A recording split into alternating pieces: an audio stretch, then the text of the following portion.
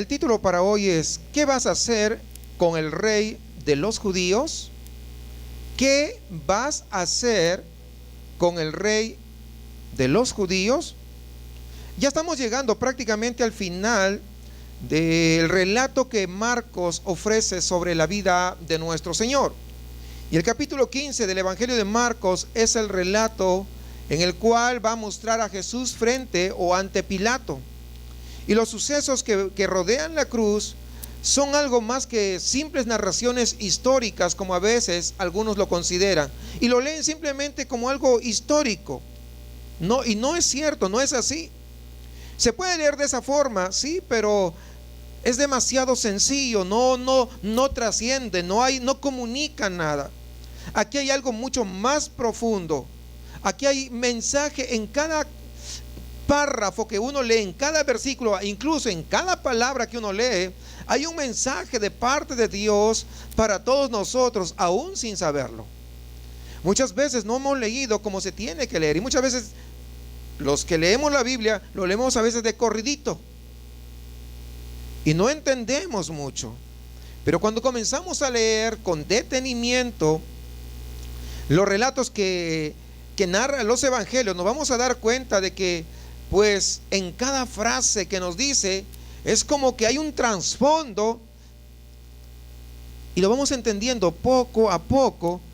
O sea, el escenario principal, pero detrás de ese escenario como que hay algo que se va moviendo, y muchas veces solamente vemos la imagen genérica, pero no vemos los detalles de ahí.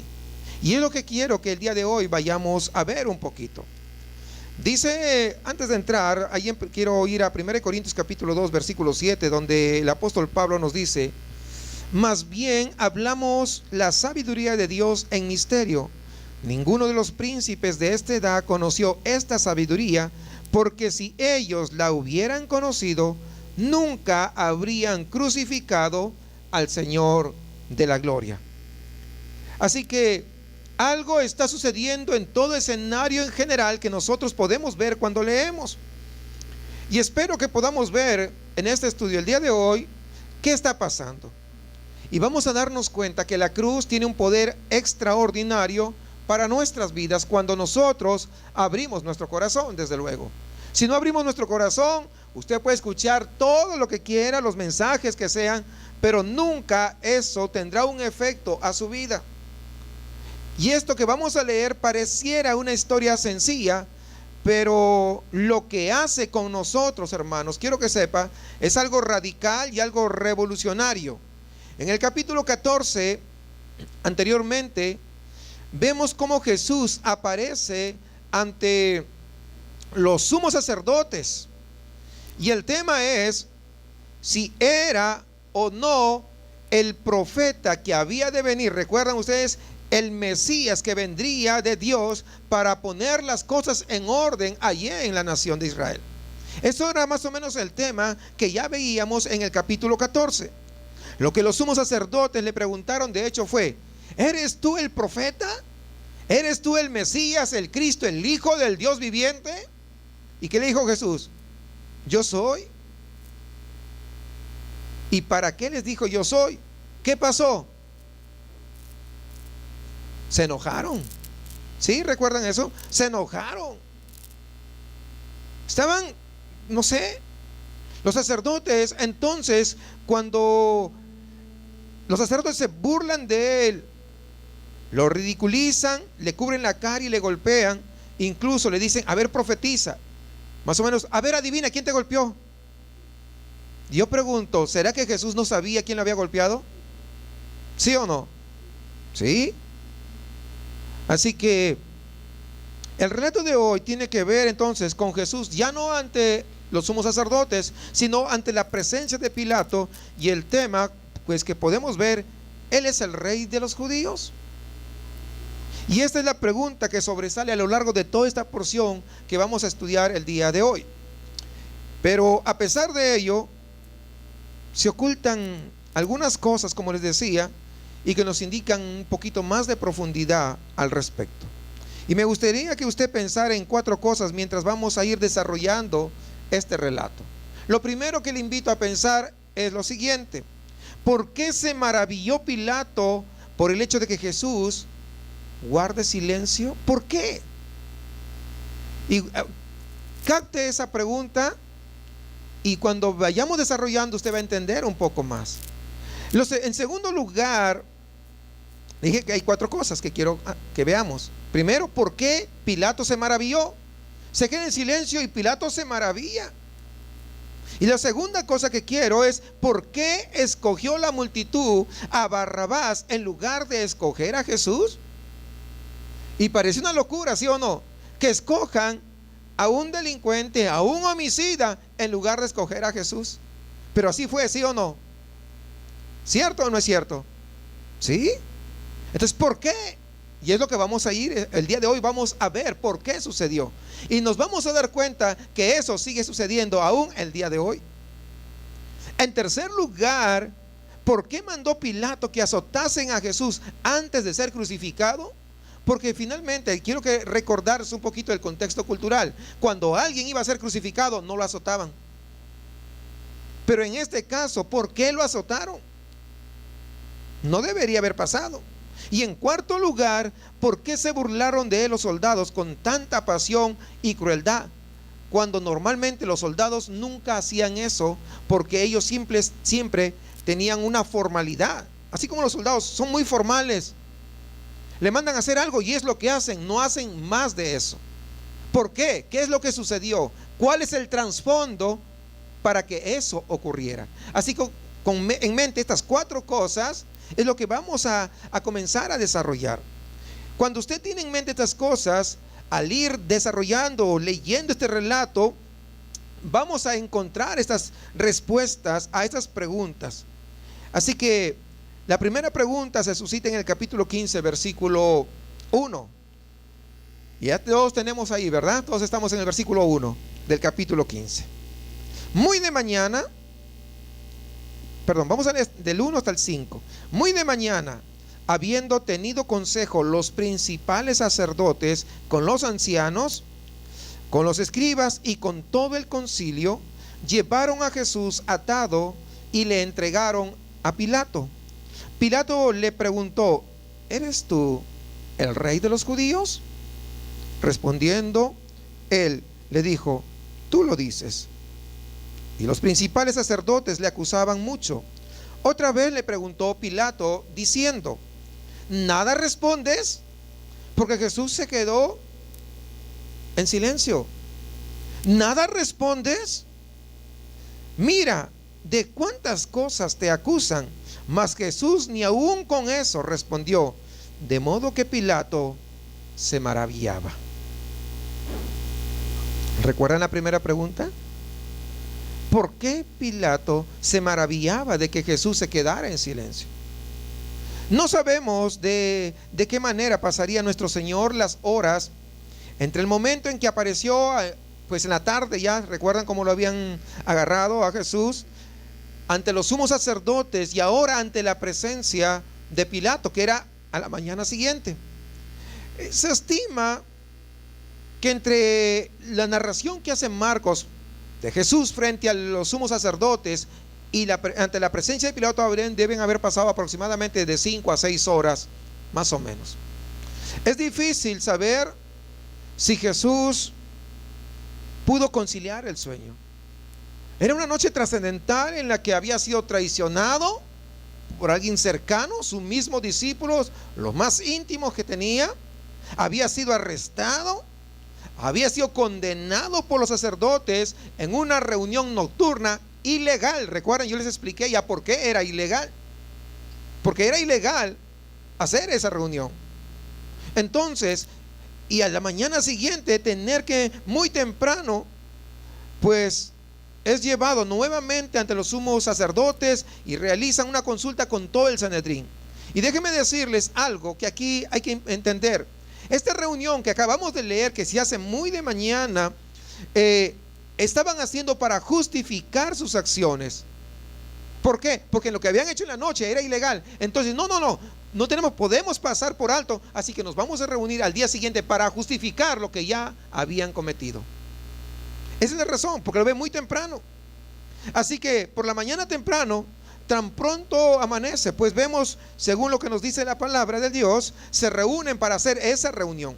Y el motivo por el que se reúnen es que se tenían que consultar entre ellos qué cargos le vamos a presentar para poder condenar a Jesús, de tal manera que los cargos que le presentemos sean aceptados por el gobernador romano. Recuerden, el gobernador romano no creía, pues no era judío, no tenía ese entendimiento. Entonces tenían que presentarle algo que el gobernador romano dijera: sí, merece la pena de muerte. Entonces, sabemos que condenaron a Jesús por blasfemia, diciendo que había sido o que afirmaba ser Dios, por lo cual merecía la muerte. Pero los romanos, ¿a mí qué? ¿Sí o no? Porque para ellos, que sea Dios, pues yo no creo en ese Dios. Mi Dios es el emperador, es César. ¿Recuerdan ustedes? Eso es lo que los romanos pensaban normalmente, habitualmente. Su Dios era su emperador. Entonces, ¿y si él dice Dios? Me da X, como dicen los muchachos acá. ¿Sí o no? O sea, no, ¿cómo lo voy a crucificar? ¿Cómo lo voy a matar? O sea, a mí da igual. Entonces, por lo que entonces ellos, viendo eso, necesitaban inventar alguna otra causa para poder enviarlo a Pilato. Esa es la razón. Y Lucas nos dice que le impusieron 3 acusaciones en su contra. En primer lugar, le acusaron, fíjense ustedes, de pervertir a la nación, es decir, provocar a los alborotadores, causando disturbios y disensión. Es lo que en primer lugar le acusan. Eso lo dice el Evangelio de Lucas. En segundo lugar, fue acusado de prohibir pagar los tributos a Roma, enseñando a la gente que no paguen sus impuestos. Yo pregunto, ¿usted recuerda que una vez hasta, y lo muestra, ¿no?, en una oportunidad, de que fue y pagó los tributos de $1 todavía tuvieron que sacar? Y recuerdan que Jesús dijo muy claro: dad al César y a Dios. ¿Y el César quién representa? Pues el Estado, ¿verdad? Hay que darle, hay que pagar los tributos. Pero fíjense, pero a pesar de eso le estaban acusando de ello. Y en tercer lugar, le acusaron de querer ser el rey en lugar del César. Entonces Pilato aprovecha esta tercera acusación como la única importante de las otras 3. Allí en Jerusalén existe lo que se llama la fortaleza Antonia, o la torre de Antonio, que domina prácticamente el templo, o dominaba todo lo que es el templo. Y según los historiadores, indican que posiblemente esa fortaleza romana fue a donde llevaron a Jesús ante Pilato.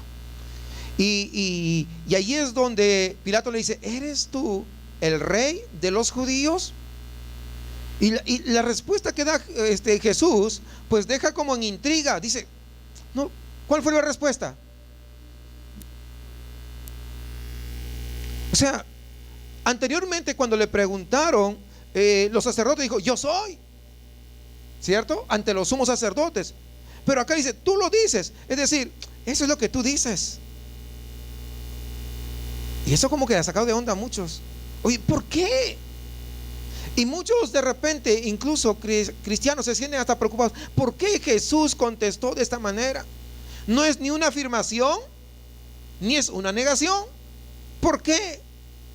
Sencillamente, eso es lo que tú dices. Tú dices que yo soy el rey de los judíos. Yo no lo he dicho. Según tu manera de pensar, tú me puedes llamar rey de los judíos. Y muchos dicen: ¿por qué no fue más positivo? ¿Por qué no fue más claro?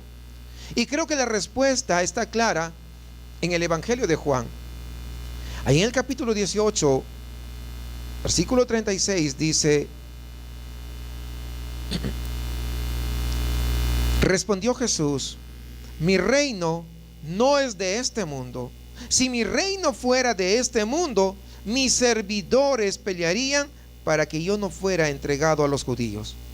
Lo que está haciendo de alguna manera claro es decirle a Pilato que su reino no representa ni mucho menos una amenaza para Roma. Y estoy convencido de que Pilato lo entendió de ese modo y se sintió aliviado. Dice: menos mal. O sea, nosotros estábamos pensando, porque esa era la acusación. Entonces ya no había temor en el sentido de que Jesús estaría intentando levantar una revolución contra Roma. Entonces dije: puedo estar tranquilo. Nosotros pensábamos que era. Y si sabemos leer entre líneas, nos daremos cuenta, hermanos, que los sacerdotes comenzaron a ver a Pilato como que había entendido a Jesús, como que estaba simpatizando con Jesús, como que estaba el plan, ¿verdad? Todo lo que habían orquestado se les estaba viniendo abajo. ¿Por qué? Porque ya Pilato le estaba creyendo a Jesús.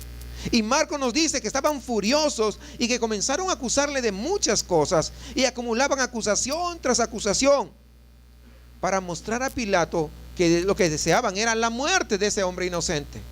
Es lo que deseaban. Y si saltamos al versículo 10 un ratito, hay un versículo muy revelador que dice que Pilato sabía que por envidia le habían entregado los principales sacerdotes. O sea, Pilato no tenía el discernimiento, pero era fácil darse cuenta de que era la envidia la que estaba carcomiendo a esos hombres sumos sacerdotes. Recuerden, él no tenía ni un pelo de tonto, era un gobernador cruel y rapaz, pero tonto.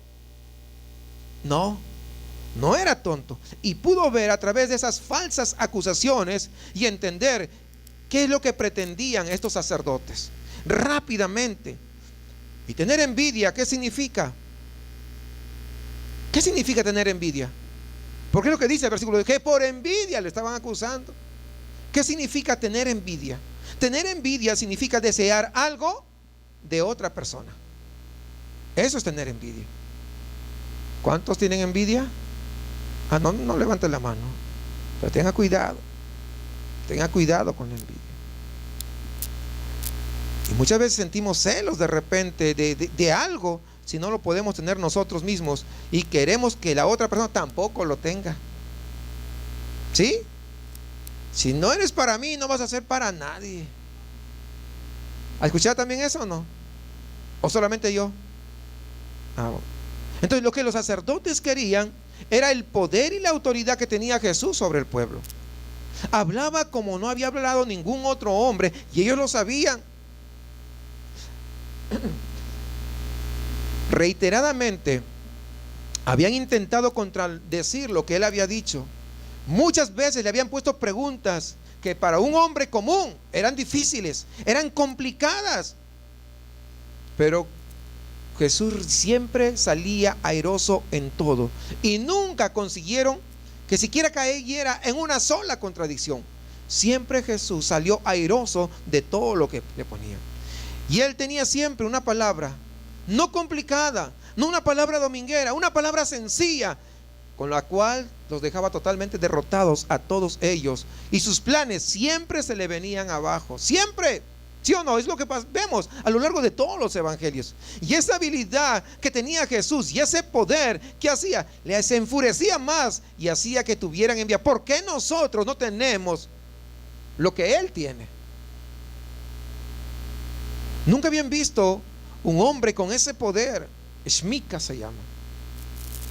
¿Por qué el Shmika de Jesús, si él no estuvo, no estudió con nosotros? Ese Shmika es superior al Shmika de nosotros. Esa unción de parte de Dios es lo que se llama. ¿Por qué? ¿Cómo es posible de que levante muertos? Eso nunca lo hemos visto. ¿Cómo es posible que los cojos comiencen a saltar, a correr? ¿Cómo es posible que los ciegos vean? Eso no se ha visto nunca, pero ahora lo estaban viendo en aquel que es todopoderoso y que una sola palabra basta para poder hacer las cosas, porque de lo que no había, él lo hizo. Simplemente, ¿qué hizo? Dio la palabra. ¿Quién dio la palabra? No nosotros. No nosotros. Él. Porque ahora en los últimos tiempos, cuando digo últimos tiempos, era 5 o 10 años, es el hombre quien quiere dar la palabra. Yo declaro, yo decreto, yo esto, yo y yo. Ya no es él. Y como que han hecho a Dios a un ladito. No, a Cristo lo han hecho a un ladito.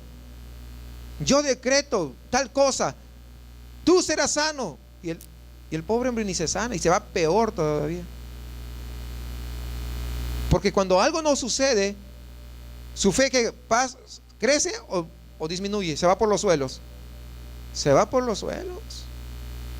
Porque no estaba dando, no fue Dios quien dio la palabra, sino fue un humano el que dio la palabra. Tenemos que tener cuidado en estas cosas. Entonces, frente a estas acusaciones que estaban haciendo estos sacerdotes, Jesús simplemente permanece como callado. Sencillamente permaneció ahí, y Pilato se muestra asombrado por esa actitud e incluso le intenta animar. Por eso que Pilato le dice: Jesús, ¿no respondes nada? Mira, mira de todo lo que te acusan, y tú no dices nada. Mira cuántas cosas, y yo sé que son mentiras, pero yo no puedo defenderte. Tú tienes que decir algo. Y si hubiera estado en estos tiempos, diría: Jesús, recuerda que el que calla otorga. ¿Sí o no? Pues, pero no estaba en estos tiempos. Pero más o menos lo que está diciéndole.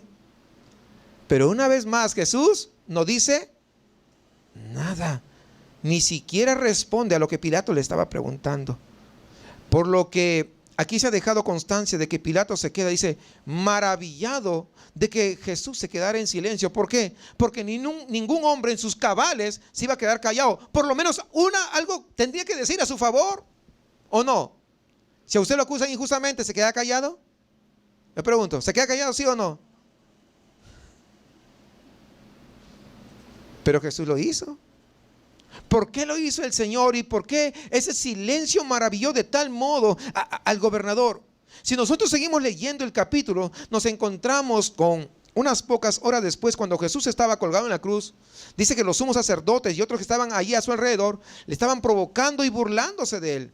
Mire, se lo voy a leer rapidito, versículo 29 al 31, dice: y los que pasaban le injuriaban, meneando la cabeza y diciendo: va, tú que derribas el templo de Dios y en 3 días lo reedificas, sálvate a ti mismo y desciende de la cruz. De esta manera también los principales sacerdotes, escarneciéndose, decían unos a otros con los escribas: a otros salvó, a sí mismo no se puede salvar. O sea, a otros sí le salvó y él no se puede. Pero esta afirmación que ellos hacían, estaban totalmente equivocados, ¿sí o no? Ellos creían que no se podía salvar a sí mismo, pero pudo hacerlo, ¿sí o no? Pues sí. Y creo que aquí está, en la presencia de Pilato, incluso Jesús pudo haberse salvado de ir a la cruz. Si él hubiera abierto la boca, si hubiera defendido, tenía el argumento y las palabras suficientes para poder aclarar todo ello. Por eso es que se quedó en silencio. Por eso era evidente que para Pilato, sabiendo que era inocente y quería librarle, intentaba: no respondes nada, por favor. Pero Jesús seguía así. Si Jesús hubiese respondido a Pilato de alguna manera, el gobernador hubiera usado esas palabras para anular todas las acusaciones, ¿cierto? Claro. Y de inmediato le hubiera puesto ¿qué? En libertad. De inmediato. Y es evidente que al llegar a este punto, que la simpatía de Pilato pues estaba de parte de Jesús y ya no de los sacerdotes, no de los acusadores. Y sabe que lo que están haciendo es intentar presentar cargos falsos ahí en su contra para poder deshacerse de este hombre inocente y que realmente ni siquiera representaba una amenaza para Roma. Todo lo que habían armado se había venido abajo. Lo que él quería de alguna manera era ponerle en libertad, pero estaba maravillado que Jesús ni siquiera quisiera cooperar con él para liberarlo. Y no dijo ni una palabra. No le dio a Pilato ni una base para poder ponerlo en libertad. Por lo tanto, el silencio de Jesús expone de modo efectivo la enemistad de estos sacerdotes. Cuando él se queda en silencio, la enemistad de estos sumos sacerdotes se crece exponencialmente, o se vislumbra exponencialmente. Dice, no, o sea, no dice nada, pero con su silencio dijo mucho más que muchas palabras, porque evidenció a todos los que estaban acusándolo. Dejó al descubierto los engaños y no les quedó más remedio que decirlo abiertamente, que lo que les estaba carcomiendo en realidad eran los celos que tenían allí en sus corazones en contra de Jesús. Y eso es lo que quiero decir cuando digo que la cruz tiene una manera sorprendente de obrar a nuestro favor, porque la cruz nos libera, hermanos, de toda pretensión, y es como ese gran arado que desgarra así por completo la hipocresía de nuestras vidas, y lo saca y lo pone al descubierto, que todos lo puedan ver, incluyendo a nosotros mismos. Es lo que hace la cruz y es lo que vemos que sucede, porque es así. descubierto totalmente qué tipo de corazón tenían esos hombres. Es lo que está haciendo Jesús aquí. Y es lo que hace la cruz con nosotros también. Nos deja al descubierto qué es lo que hay en nuestro corazón. Cuando Jesús guarda silencio ante estos sacerdotes, se ven obligados a dejar clara esa enemistad. Porque al quedar en silencio, entonces ellos sale a la luz. ¿Qué cosa? Lo que hay en el corazón. De la abundancia del corazón habla la boca. Lo que comenzaron a decir era lo que realmente pensaban. Pero eso salió a relucir. ¿Cuándo? Cuando Jesús guardó silencio. Segundo lugar, o el segundo momento de esta historia comienza con el incidente relacionado con Barrabás. Creo que muchas veces lo hemos escuchado y quiero que hoy también estemos atentos porque siempre hay algo nuevo que nos comunica la palabra de Dios. Los relatos de otros evangelios nos dicen que al llegar a este punto, Pilato envió a Jesús a Herodes, que estaba considerado como el rey de los judíos, y que pues Herodes intentó burlarse de Jesús, incluso le dijo que haga un milagro. Y Marcos, aquí en el evangelio de Marcos no cuenta nada de eso, pero en los otros evangelios sí lo narra. Así que Jesús permanece callado delante de Herodes, no abre la boca para nada, por lo que Herodes lo regresa nuevamente. ¿A quién? A Pilato. Y aquí Marcos continúa con la narrativa en el versículo 6. Sigamos, por favor. Vamos a leer del 6 hasta el 15. Ahora bien, en el día de la fiesta le soltaba un preso cualquiera que pidiesen. Y había uno que se llamaba Barrabás, preso con sus compañeros de motín, que había cometido homicidio en una revuelta. Y viniendo la multitud comenzó a pedir que hiciese como siempre les había hecho. Y Pilato le respondió: ¿queréis que os suelte al rey de los judíos? Y ahí está el versículo 10 que habíamos leído hace rato. Porque conocía que por envidia le habían entregado los principales sacerdotes.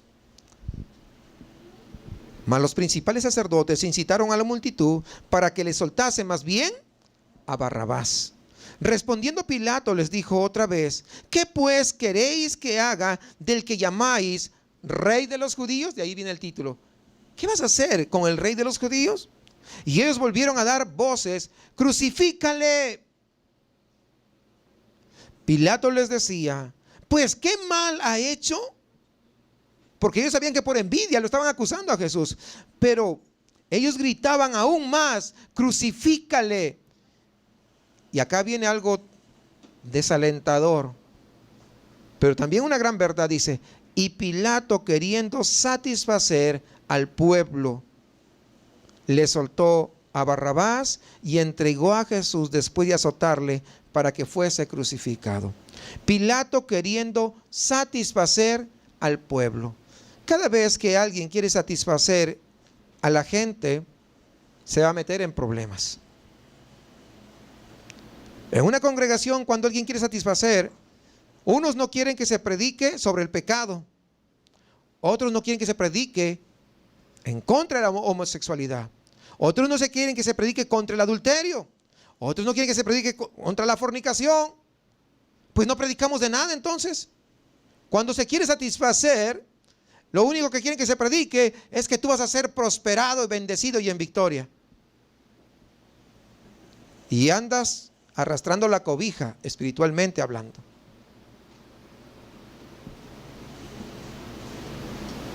Tenemos que predicar sobre todo lo que la Biblia dice. No solamente una cosa, sino todo lo que la Biblia. Por eso dice el apóstol Pablo: porque no he rehusado, ¿qué cosa? El anunciaros todo el consejo de la palabra del Señor. Por eso es que tenemos que predicar de todo. Y hoy estamos hablando de Marcos. Entonces vemos que Pilato lo que quería era satisfacer al pueblo. Así que cada vez que alguien quiere satisfacer al pueblo, se va a meter en problemas. Mejor es satisfacer a Dios. Hacer y decir y enseñar y predicar lo que Dios quiere. Todos los escritores de los evangelios mencionan a este personaje, Barrabás. Era un revolucionario, sediento de sangre, era miembro de un ejército de liberación ahí del primer siglo, y era un tipo pues testarudo, sus manos manchadas de sangre porque era homicida, y eso es lo que acabamos de leer, ¿verdad? Un asesino, según nos cuenta Lucas. Y lo interesante aquí, estuve checando el nombre Barrabás. ¿Qué significa Barrabás? ¿Y saben qué? Me dio una gran sorpresa que Barrabás significa hijo del Padre. Escuchen bien. Es lo que significa Barrabás, hijo del Padre. Y en una coincidencia o diosidencia, como decimos a veces, ¿no?, histórica, de lo más dramática, según algunos de los más antiguos manuscritos, existe evidencia en el que es bastante probable de que el nombre fue Jesús Barrabás. Es decir, Jesús, hijo del Padre. El nombre de Barrabás. Porque recuerden, ¿Barrabás qué significa? Si se llamaba Jesús Barrabás, ¿qué significaba? Jesús, hijo del Padre. ¿Sí van entendiendo eso? Fíjense, no sé de qué manera podemos leer y entender esto sin saber que esto, una vez más, es una señal, tal vez sutil, que tiene Dios de enseñarnos acerca de su sabiduría, porque todas estas cosas no son mera casualidad. Porque acá podemos ver que la multitud nos enfrenta con la necesidad de escoger entre Jesús, el Hijo del Padre que gobierna por la fuerza y que vive gracias a su ingenio, y Jesús, el Hijo del Padre que gobierna mediante ¿qué? El amor, no la fuerza, y que está dispuesto incluso ¿a quién? A sacrificarse a sí mismo. Aquí hay algo que es preciso que nos preguntemos: ¿por qué escogieron a Barrabás? ¿Por qué? Y parece que la respuesta tiene que ver con que se sintieron decepcionados. Tenían dos candidatos, vamos a decir así. Jesús, hijo del Padre, que quería todo hacerlo por la fuerza. No importa matando a quien sea, pero él quería que sus chicharrones truenen. ¿Sí? Hablando en mexicano. Pero tenemos a Jesús, el Hijo del Padre, que lo hacía ¿por qué? Por amor. Por amor. Tanto así que estuvo dispuesto a ir a una cruz para poder perdonar tus pecados y mis pecados. Y esa sangre todavía sigue con ese poder de perdonar a aquel que se arrepiente de todo corazón. Y tenían que escoger: Jesús, el Hijo del Padre, por la fuerza, o Jesús, el Hijo del Padre, estamos hablando del Jesús verdadero, que todas las cosas lo hace por amor. Por eso que Él no coacciona a nadie que se acerque. Por eso que que Jesús no exige a nadie que ven, tú tienes que venir a la... No, esto es voluntario. Voluntario. Y esa era la multitud que solamente unos días antes le había dado la bienvenida a Jerusalén. Pero ahora estaban decepcionados. La ciudad estaba llena de personas que Jesús había sanado. Los ojos de los ciegos habían sido abiertos. Los sordos podían oír. Los cojos ahora podían caminar.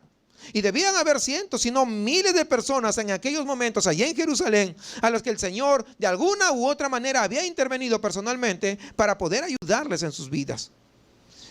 Y con esa situación, de alguna manera había despertado en esa gente la esperanza, ese ardiente deseo de que verdaderamente Jesús de Nazaret sea el Mesías que había venido para poder librarles del yugo de Roma.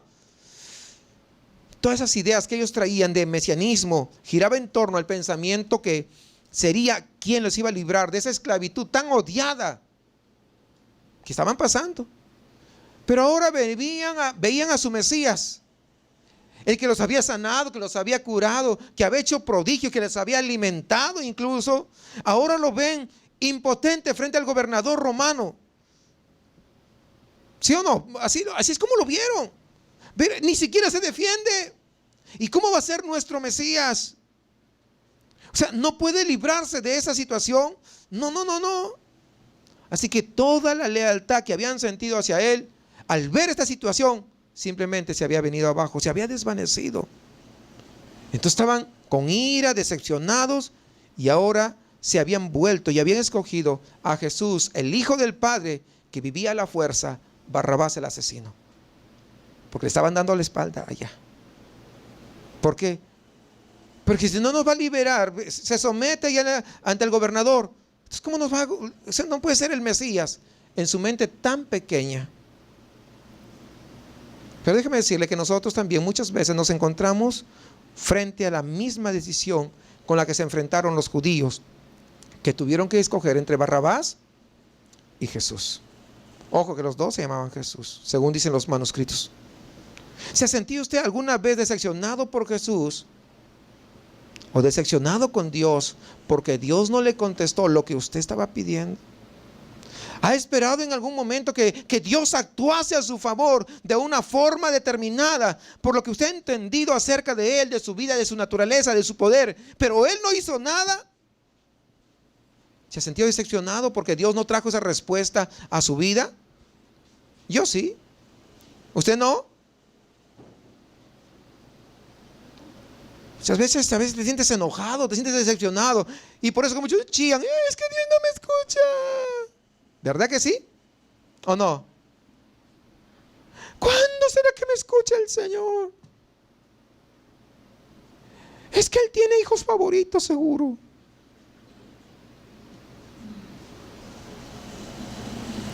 Y muchas veces has sentido que, que Dios no está a la altura de sus promesas. Porque si Él es Jehová Rafa, nuestro sanador, ¿por qué yo sigo enfermo? Y comienza esa lucha interna. ¿O no les ha pasado eso? ¿No? ¿Solamente a mí? Y muchas veces nos hemos sentido seguros de saber lo que Dios va a hacer, y nos ha decepcionado que no nos conteste como nosotros queremos. Y nuestro corazón se llena de ira por el hecho de que Dios no ha actuado de ese modo, a pesar que Él nos ha dicho una y otra vez: mis caminos no son vuestros caminos, mis pensamientos no son vuestros pensamientos. Como son más altos los cielos que la tierra, así mis caminos y mis pensamientos son más altos que vuestros pensamientos. Pero ahora no lo demuestras. Y no podemos comprender completamente a Dios. Él es fiel a sí mismo, Él no miente, Él no nos engaña jamás, pero es más de lo que nosotros sabemos manejar, porque Él es superior a nosotros. Y cuando no viene la respuesta en el momento que queremos, tendemos siempre, al igual que el pueblo judío, que primero había puesto su esperanza cuando fueron sanados, cuando fueron alimentados, cuando pasó algo, pues habían puesto su esperanza en Jesús, pero cuando no le respondió como ellos esperaban, entonces quitaron la mirada de Jesús, y en lugar de buscarle al Jesús verdadero, fueron al otro Jesús. Y cuando tú te sientes molesto con Jesús, conozco gente, muchas personas le dan la espalda y siempre van tras otro Jesús, un Jesús que tal vez nos está esperando en otra parte y estamos dispuestos a seguirle, un Jesús que hemos hecho en la mente, un Jesús que tal vez lo tenemos allí en la pared, y le damos la espalda al verdadero Jesús. Y nos sentimos molestos y ya no voy más a la iglesia. Y muchas veces creen que le están haciendo un favor a Dios. Y el no ir a la iglesia, que creen que con eso ya están mejor que antes. Lo que no entendemos es que Dios tiene tiempos para poder traer respuesta, y siempre traerá la mejor respuesta para nuestras vidas, aunque nosotros no lo entendamos en ese momento.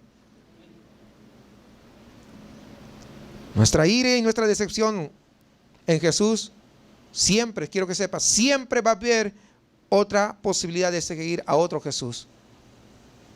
Por eso es importante que, aunque usted no reciba la respuesta de Dios en el momento que usted lo necesita, sepa que Dios está obrando aún de manera secreta. ¿Por qué no tiene que informarnos a nosotros qué cosa está haciendo a nuestro favor? Jamás usted diga: yo creo que Dios no está haciendo. Dios está haciendo, porque Él es fiel a su palabra. Y el hecho que usted no lo vea, tal vez sea por su limitado entendimiento de Dios. Tal vez sea porque usted no está en comunión con Dios. Tal vez sea porque sus problemas, usted se ha dejado llenar y todo su entendimiento está tapado con ese problema, con esa circunstancia. Y entonces no se está dando cuenta que Dios está obrando. O tal vez Dios está obrando de una manera que usted ni siquiera se está dando cuenta. Porque muchas veces Dios permite situaciones y circunstancias porque nosotros no somos lo que Dios desea. Y es a través de las situaciones que Dios nos moldea. Es a través de las situaciones que Dios saca ese mal carácter. Es a través de las circunstancias o de las enfermedades que Dios enseña a humillarnos. Porque muchas veces no hemos aprendido lo que es humillarse delante de Él. Pero tienes que aprender algo más, que es fe en ese Dios verdadero. Que así como el profeta dice, que aunque la respuesta tarde, aunque la respuesta tardase un momento, por un tiempo, pero vendrá, vendrá. Entiende que va a venir esa respuesta de Dios. Y aún el silencio de Dios, cuando Dios no hace nada, también es una respuesta de Dios. Te estoy diciendo, aprende a confiar en mí. Aprende a depender de mí. Aprende a poner tu mirada en mí y no en tu circunstancia y no en tus fuerzas. Yo pido a Dios, pero quiero ir todo atrancado con mis fuerzas a hacerlo a mi manera. No puedo. Entonces ya no estoy dependiendo de Dios, estoy dependiendo de mí. Porque finalmente cuando algo sucede y cuando yo le trato de como ayudar a Dios y algo sucede a mi favor, y, es que le eché ganas, por eso salí adelante. Entonces ya Dios no se lleva la gloria. Por eso que Dios muchas veces, cuando Él entiende lo que hay en nuestro corazón, muchas veces permite que nosotros caigamos más, de tal manera que cuando te levante, todos podamos entender que la gloria es únicamente de Él. Y levantemos nuestra mano y diremos, solamente tú eres merecedor de toda honra y de toda alabanza. Esa es la razón.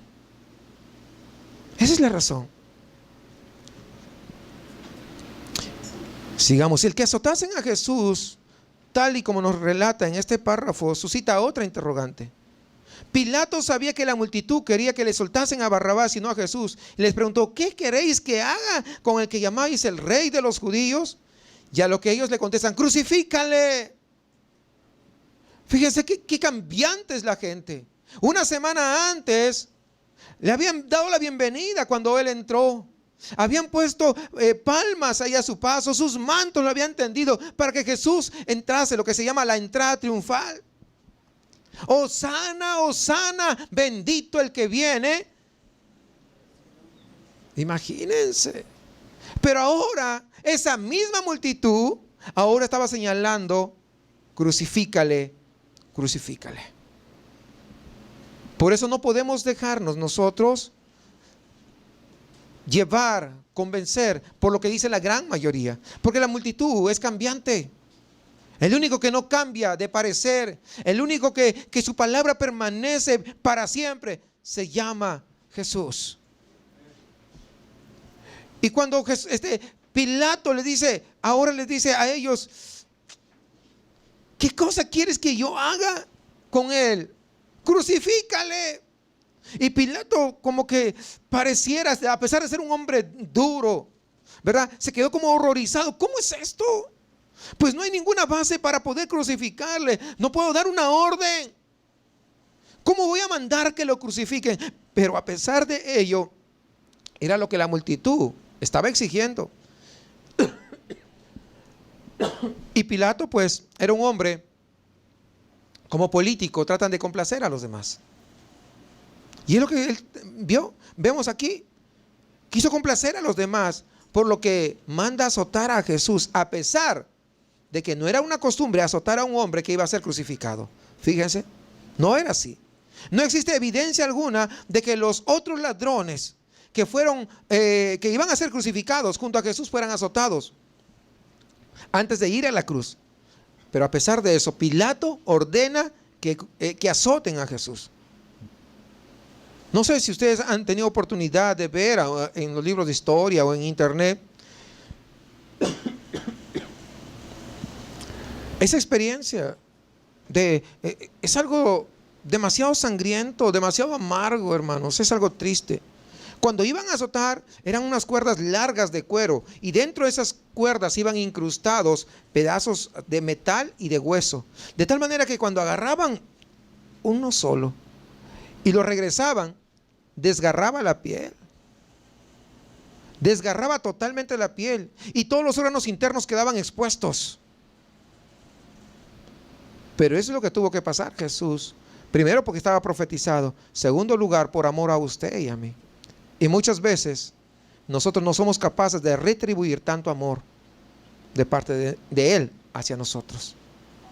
Y muchas veces queremos que Él, a pesar de lo que ya hizo, queremos más y nosotros no damos nada. Ni siquiera somos capaces de sacrificar algo. Ojo, no estoy hablando de monedas, no estoy hablando de dinero. Estoy hablando de nosotros. No somos capaces. Imagínense, finalmente después de todos los azotes que le dieron, lo único que podían ver casi como carne molida ahí, hermanos. ¿Se ha visto la carne molida? Así, imagínense usted, y que los órganos se vieran. Incluso imagínense que el corazón se pudiera ver ahí palpitando. Imagínense qué escenario. Pero eso es lo que tuvo que pasar Jesús. Y a veces nos preguntamos cuando sabemos un poco de la historia, ¿por qué Pilato ordenó que Jesús fuese azotado, sabiendo que tenía que ser crucificado? Pero cuando seguimos analizando, podemos ver de que era de alguna manera, Pilato sabía que Jesús era inocente. Y entonces, en un esfuerzo, si se quiere, en una esperanza última, él dijo, si lo mando a azotar, tal vez esto despierte lástima, tal vez despierte simpatía en la multitud. De tal manera que ya no pidan que lo crucifique porque él es inocente.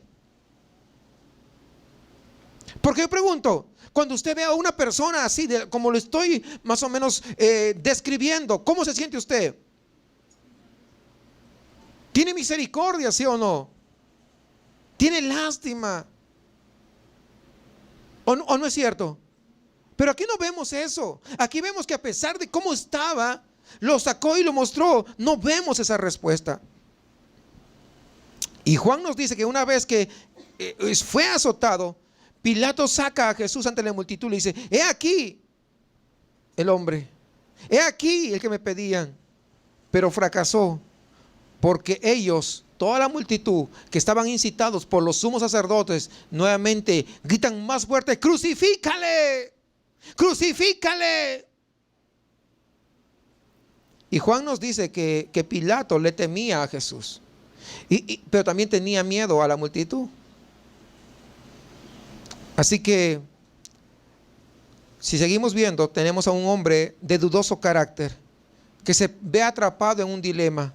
Y eso sucede cuando tú quieres servir a dos personas, tener a dos amos, congraciarte con dos, no puedes. Y la Biblia misma dice que no podemos servir a dos señores, porque bien quedarás bien con uno, pues sí.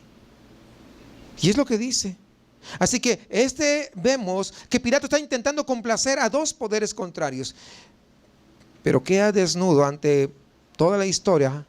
Y vamos a comenzar a ver este hombre en su verdadero carácter. En primer lugar, un hombre cobarde que teme tomar una decisión sobre la base de la justicia, porque él sabía que él era inocente. De modo que intenta decidir sobre la base de la conveniencia y pone fin a la maldición de todos los tiempos, lo peor que pudo haber. Y vemos de nuevo cómo la cruz obra tras la escena, sacando a la luz lo que estaba oculto. Parecía un hombre que entendía, un hombre que había visto y sabía que era inocente, pero ahora se desdibuja por completo y vemos que es un hombre que tiene dos caras. Que el hombre que ordenaba y todo, ahora vemos que no tiene ese carácter para poder hacer las cosas con justicia. Y el último párrafo trata acerca de los soldados, como lo vamos a ver, versículo 16 al 20. Entonces los soldados le llevaron dentro del atrio, esto es el pretorio, y convocaron a toda la compañía y le vistieron de púrpura y poniéndole una corona teñida de espinas, comenzaron luego a saludarle, salve, Rey de los judíos. Y le golpeaban en la cabeza con una caña y le escupían, y puestos de rodillas le hacían reverencias. Después de haberle escarnecido, le desnudaron la púrpura y le pusieron sus propios vestidos y le sacaron para crucificarle. Esta burla que acabamos de leer, hermanos, era algo extraño, porque normalmente, les decía, no acostumbraban a hacer esto con los que eran sentenciados a morir ahí en la cruz. O sea, imagínense, era peor, ¿no? O sea, si ya estaban sentenciados a morir en la cruz, ellos no hacían nada, pero aquí podemos ver que ocurrió algo diferente a lo acostumbrado. Estos soldados, recuerden, eran implacables, eran de manos duras, estaban acostumbrados a cumplir las órdenes por más espantosas que sean. Incluso podían, dice, sacar a un hombre y sin la menor sensibilidad agarrar y crucificarlo ahí en la cruz y después venir a desayunar como si nada hubiera pasado. Para que vean el corazón que tenían. Eran hombres despiadados, pero en este caso hicieron algo totalmente que no estaba dentro del orden de ellos, dentro de la disciplina de ellos. Y someten a Jesús a esta burla y que parece ir acompañado pues con mucho ímpetu, con gran pasión, ¿no? Y fíjese en que llaman a toda la banda prácticamente de soldados, a todos los llaman, ¿no? A los que no estaban en guardia o los que estaban ahí sin hacer nada, vengan para que todos participen, todos ahí participando de esa mofa. Y fue algo espontáneo, no era algo que tuviesen que hacer, sino no algo que ellos decidieron por sí mismos. Nadie les había mandado eso. Se permitieron el lujo de insultar, de escupir y de burlarse con crueldad frente a un hombre totalmente maltratado como estaba Jesús en ese momento. Le hicieron una corona de espinas, se la colocaron sobre la cabeza del Señor, pusieron una caña en su mano como si fuera cetro, ¿no? de un rey, y se inclinaron ante él. Le escupieron, le arrancaron la caña de la mano y le pegaron en la cabeza. Se estaban mofando. ¿Por qué? ¿Por qué esta extraña burla?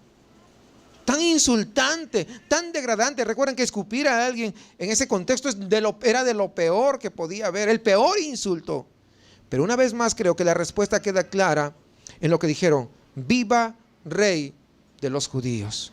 La verdad es que no estaban enfurecidos con Jesús. Y es muy probable que ni siquiera nunca lo hayan visto con anterioridad. Y que de repente sabrían muy poco de él. Con lo que estaban furiosos realmente era con los judíos. Y todo el odio, todo el resentimiento que traían los romanos en contra de los judíos, lo habían ido acumulando ahí en su interior.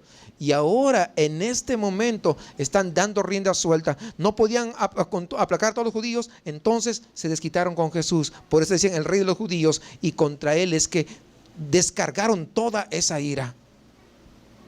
Con él descargaron toda esa hazaña. ¿Por qué? Porque por eso le consideraban el Rey de los judíos. Por eso es la forma como le dicen. Todo el odio racial lo demostraron, lo descargaron con Jesús. Y una vez más nos damos cuenta de qué modo la cruz descubre lo que hay oculto en un ser humano. Al introducirse la cruz de Jesús en la vida de cualquier hombre, mujer, joven, anciano, va a eliminar con poder cualquier simulación, cualquiera. Y tenemos que responder final y claramente y honestamente cuál es nuestra reacción frente a Jesús. Es por eso que la gran pregunta a lo largo de todos los tiempos ha sido: ¿qué vas a hacer tú con Jesús llamado el Cristo?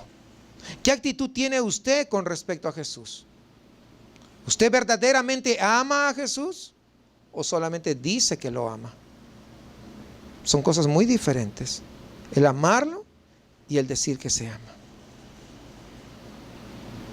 Pablo escribe: si alguno no ama al Señor, sea anatema. Lo que significa anatema, sea maldito. ¿Por qué diría algo tan duro como esto? Porque como vemos, en eso consiste la prueba. En eso.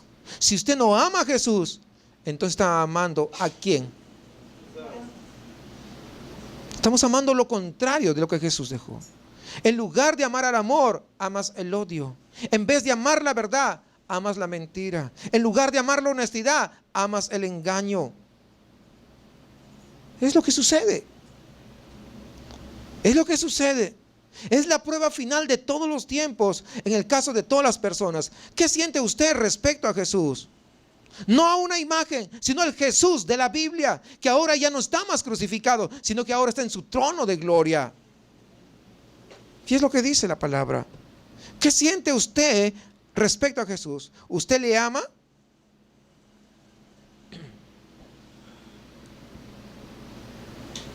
¿Verdaderamente? ¿Y qué cuando no le responde en el tiempo que usted quiere? ¿Le sigue amando a Jesús? ¿Qué cuando Él de repente no trae esa respuesta? ¿Le sigue amando a Jesús y lo demuestra o le pone peros, tratando de acallar su falta de amor y disfrazándolo con otras palabras, pero para engañarse a su propia conciencia? Porque es lo que sucede muchas veces. Porque recuerde algo, que al final cada uno de nosotros tenemos que aparecer ante Dios, tal y como somos, desnudos ante Él, donde no va a haber hipocresía, donde no va a haber mentiras, donde no va a haber excusas de ninguna clase. Porque si usted no tiene esa actitud de amor hacia Jesús, tal vez tiene una actitud contraria. Pero hoy, esta mañana, es una buena oportunidad para esa actitud contraria ponerla a los pies del Maestro. Aunque usted no puede cambiar su propio corazón, Él sí lo puede hacer. No le digo que usted tiene tantos años, tanto tiempo, no.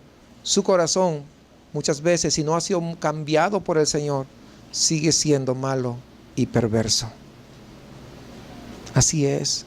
Si usted se lo presenta, entonces el Señor hará en usted una nueva criatura.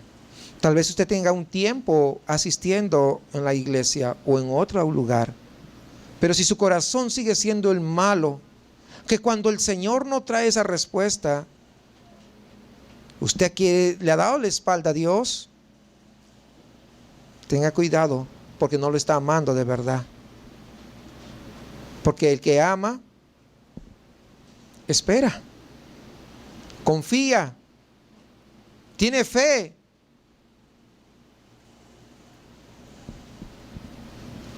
No está simplemente por un mero, ¿cómo se puede decir? Porque me dé la respuesta, pues, nada más. Si no estoy, porque Él es Dios y se merece toda gloria, toda honra. Incluso aunque no me dieren nada, Él sigue siendo merecedor de toda alabanza. Tal vez en esta congregación llegó un joven, un muchacho, y estuvo 3 semanas. Dijo, quiero que Dios me ayude en esta situación. Me contó un poquito de la situación. Oramos y estuvo por 3 semanas. En la 3ª semana me dijo, ¿sabe qué, pastor? Dios no me respondió. Así que habló con unos amigos y me han dicho que mejor me vaya con ellos. ¿Cómo que a dónde te vas? ¿A otra iglesia? No, me dice, me van a llevar ahí hay un culto de la Santa Muerte, porque contesta de volada y es lo que yo quiero. Venía simplemente por una respuesta. Pero Dios no se mueve con situaciones antojadizas. Él se mueve en su propia voluntad, sabiendo el corazón de cada uno de nosotros. Él no es un milagrero, pero hace milagros y prodigios y no cobra. ¿O sí? No. Todos los que cobran son los, mejor no digo, pero sí entiende, ¿verdad? Dios jamás ha cobrado, jamás te va a cobrar, pero lo que sí requiere es que uno se acerque con todo su corazón. Y yo te pregunto, ¿cómo está tu corazón? ¿Está lleno de Él o dices que está lleno de Él? ¿Tu corazón está rendido completamente a Él o crees que está rendido? Porque son cosas diferentes.